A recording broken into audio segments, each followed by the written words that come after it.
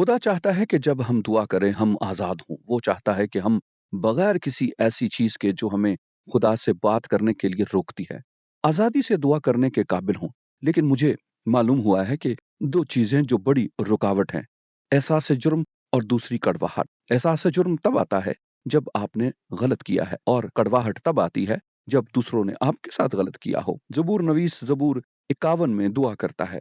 वो बहुत शिकस्ता हाल था क्योंकि उसने कहा, खुदावंद अपनी निजात की शादमानी फिर मुझे इनायत कर। और उसके शिकस्ता हाल होने की वजह ये थी कि उसने खुदा के खिलाफ गुनाह किया था, उसने दूसरों के खिलाफ गुनाह किया था और उसके नतीजे में उस यानी एहसास जुर्म ने उसे उस कुर्बत से दूर कर दिया था जो दाऊद ने कई सालों से खुदा के साथ रखी थी। लिहाजा एहसास जुर्म आपको लूट लेगा, ये आपको खुदा के साथ उस हकीकी कुर्बत से दूर रखेगा। लेकिन एक और चीज है जो मैं समझता हूँ उतनी ही बदतरीन है, और वो है कड़वाहट।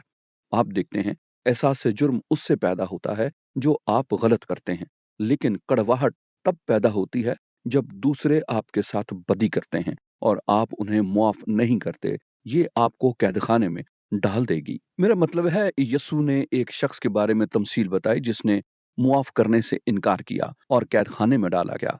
मेरा मानना है कि वो कैदखाना कड़वाहट का कैदखाना था, क्योंकि जब आप कड़वाहट को अपने दिल में रखते हैं तो आप उस कड़वाहट के गुलाम हो जाते हैं। लिहाजा कड़वाहट तबाहकुन हो सकती है। दर हकीकत ये अक्सर नस्ल दर नस्ल मुंतकिल होती है। जब यूगोस्लाविया पहली बार टूट रहा था, तब मैंने यूगोस्लाविया में था और मैं एक गाड़ी किराए पर ले रहा था।